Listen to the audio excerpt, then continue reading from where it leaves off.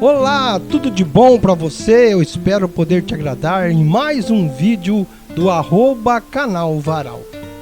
Hoje nós temos uma mensagem muito especial, uma mensagem diferenciada. Nós vamos falar de Agar, a serva egípcia de Abraão. Imagine você se sentir abandonado e dispensado com uma criança no colo.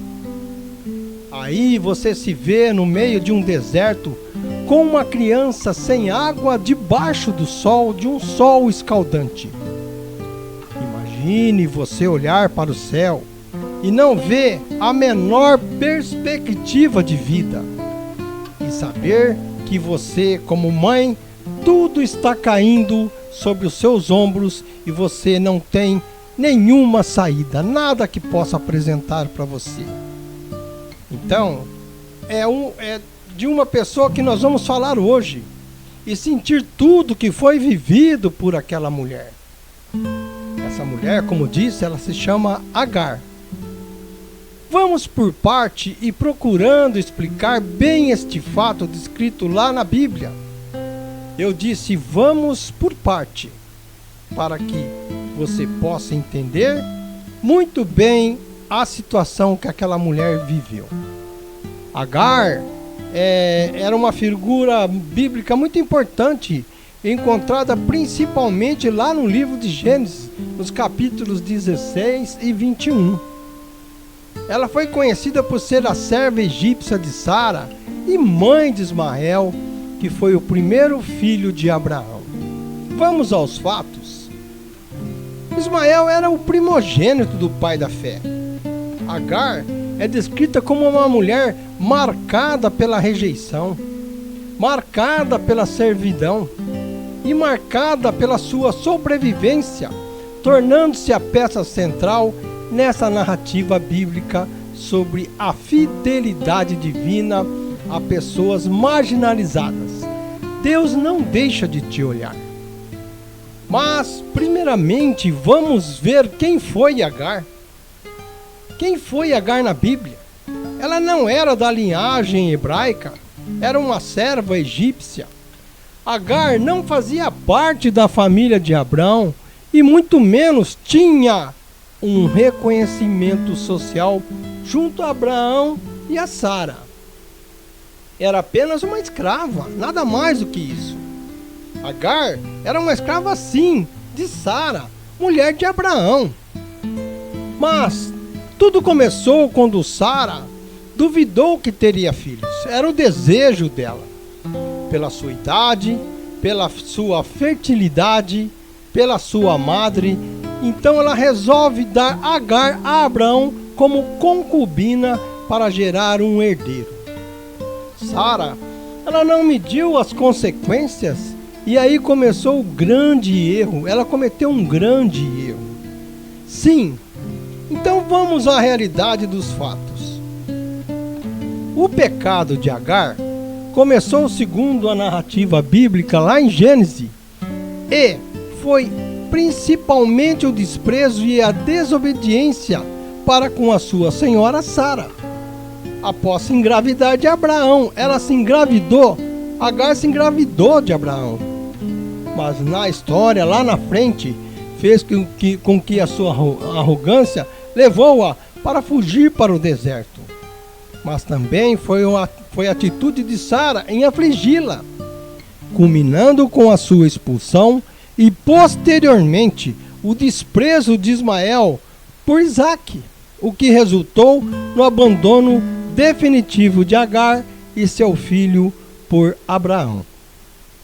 Então, após engravidar, Agar passou a olhar a sua senhora, a Sara, com desprezo e sentindo-se superior. É superior conforme lemos lá em Gênesis 16:4. Agar se sentiu melhor. Foi ali que Agar se torna mãe de Ismael. Como disse, Agar se engravidou de Abraão, o que gerou conflitos familiares devido ao ciúme de Sara. Sara se sentiu rebaixada, humilhada. Repetindo, Sara se sentiu diminuída, sentiu-se humilhada pela escrava e tornou-se como uma mulher menor diante da escrava e do seu próprio marido. Ela sentiu pequeno, nossa, eu não posso ter filho, e Agar vai ter um filho. Anos depois do nascimento de Isaac, Ismael caçoava de Isaac. Uma mãe não aceitaria ver seu filho sendo motivo de risos do filho da concubina, daquela que era uma escrava. Então Deus falou com Abraão e ordenou que ele mandasse Agar e Ismael embora, dispensasse, prometendo que faria de Ismael também uma grande nação.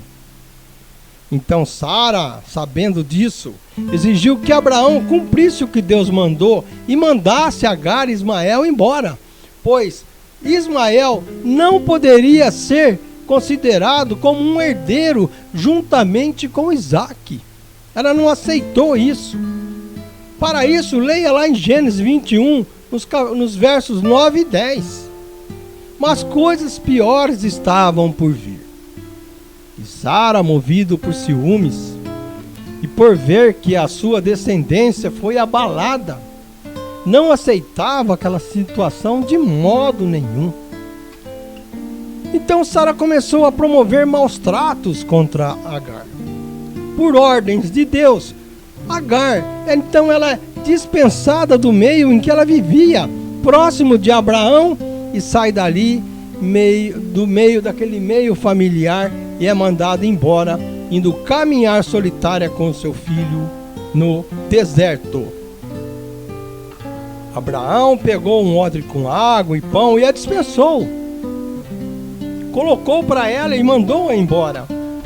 E de acordo com o relato bíblico lá em Gênesis, Sara ela tinha 90 anos de idade quando deu à luz a seu filho único, Isaac.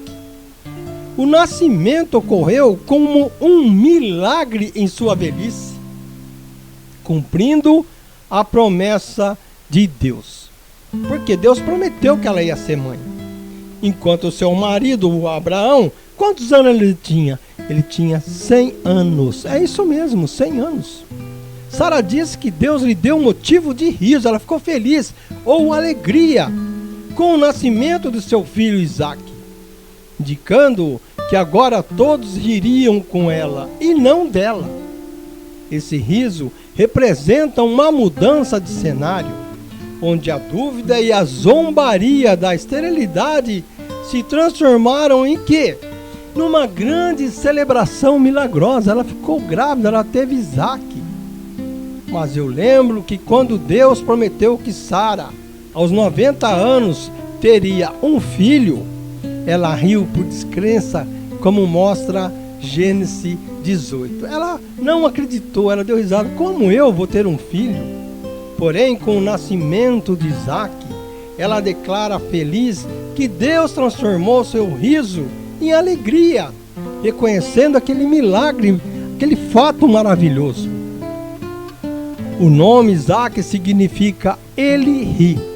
E Sara declarou: Deus me deu motivo de riso, e todos os que ouvirem rirão comigo. Visto isso lá em Gênesis 21, 6, é isso mesmo. Ismael, filho de Abraão, com Agar, serva de Sara, foi fruto do quê? De uma tentativa humana de acelerar a promessa de Deus. Deus tinha feito uma promessa, eles quiseram acelerar, gerando conflitos familiares. E volto a repetir que ao ver Ismael zombando ou brincando com Isaac, está escrito lá em Gênesis 21, 9, Sara exigiu a expulsão de Agar e Ismael, pois o riso de Ismael era visto como ameaça à herança e à promessa divina focada em Isaac. Ela não aceitou, né? Ismael ficava rindo de Isaac, mas Sara posteriormente ficou feliz ao saber que estava grávida, conforme já falei, movida de alegria. O riso de Sara quando nasceu Isaac foi de vitória, foi uma grande celebração, selando o quê? O cumprimento da promessa de Deus. Diferente do contexto problemático envolvendo Ismael. Sobre Agar, podemos até dizer que ela fugiu para o deserto. Ela foi mandada embora, saiu desesperada. Mas diante da misericórdia de Deus, lá no deserto, Deus enviou um anjo do Senhor que foi ao encontro com a sua pessoa. Deus foi lá, mandou o anjo ir lá falar com ela, sendo este um dos primeiros relatos bíblicos de uma aparição divina a uma mulher. Isso na Bíblia você não vai ver, foi o primeiro relato. No deserto, Agar, quando passava por luta e sofrimento, algo de esplêndido aconteceu. Segundo o relato bíblico, lá em Gênesis 21, no versos 14 até o 19, então Deus providencia água para Agar e seu filho Ismael no deserto de Berseba. Como a água acabou e Agar pensou que o menino morreria, Deus ouve o choro da criança e, através de um anjo, abre os olhos dela para ver um poço de água próximo. Estava ali diante de Deus, criou um poço para que ela pudesse beber água. Tal desespero de Agar era porque a água que Abraão dera acabara. Então Agar afastou-se do menino para não vê-lo morrer. Eu não quero ver o meu filho morrer. Se afastou. Mas aí começa a intervenção divina. O anjo de Deus chamou Agar do céu, confortando-a e prometendo que Ismael se tornaria uma grande nação, como já disse. Bem ali na sua presença havia um poço agora. Ela podia saciar a sua sede. Então Deus abriu os olhos de Agar, permitindo-lhe enxergar um poço, de onde ela encheu o seu odre e deu de beber ao menino. Olha que fato maravilhoso, né? Este fato faz lembrar que na língua hebraica existe a palavra El-Roi, que significa o Deus que me vê. E Deus enxergou Agar na sua solidão, com o filho nos braços, perdida, desesperada. Agar foi a única pessoa na Bíblia a dar um nome a Deus, chamando de El-Roi, conforme eu falei, após ele a ver providenciar água e a consolar em sua grande angústia, grande sofrimento. Essa história, a decisão de descartar Agar, era porque agora Sara era mãe, e seu desejo foi cumprido através de uma bênção também divina.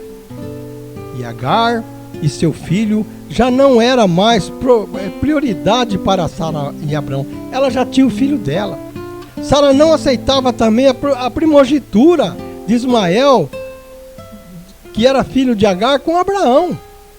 Agar no deserto enfrentou a morte, mas Deus novamente o salvou, prometendo que Ismael se tornaria uma grande nação.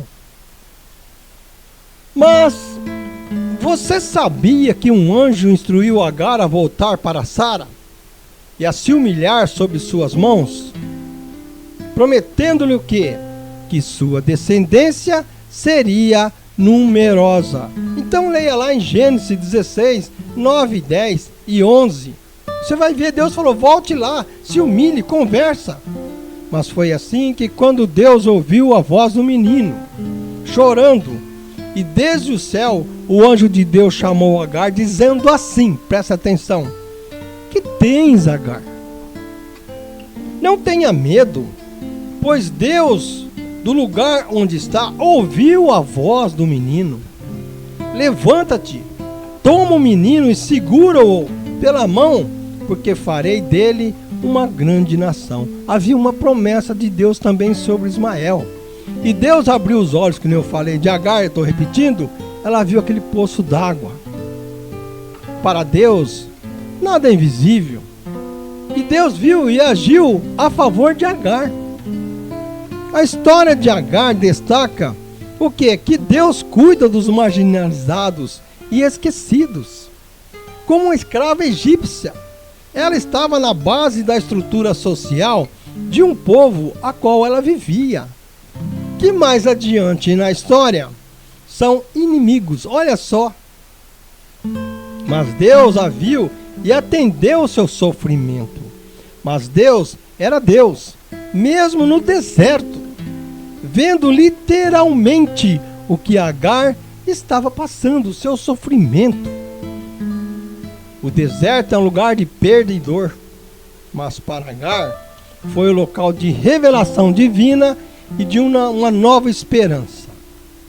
A história nos ensina que Deus está sempre presente nos desertos das nossas vidas. Mas ali estava a fidelidade divina na dor. A narrativa de Agar mostra que Deus cumpre o quê? Os seus propósitos, mesmo em situações humanas muito falhas, demonstrando misericórdia, atendimento, tanto com o filho da promessa, que era Isaque, quanto também com o filho da aflição, que era Ismael. Mas eu vou mais adiante um pouquinho. Quem mandou Sara e Abraão dispensar Agar? Foi o próprio Deus. E não havia como não socorrer Agar. Ele mandou, mas ele teve que socorrer. Deus foi em seu socorro. Mas Agar é uma mulher de coragem.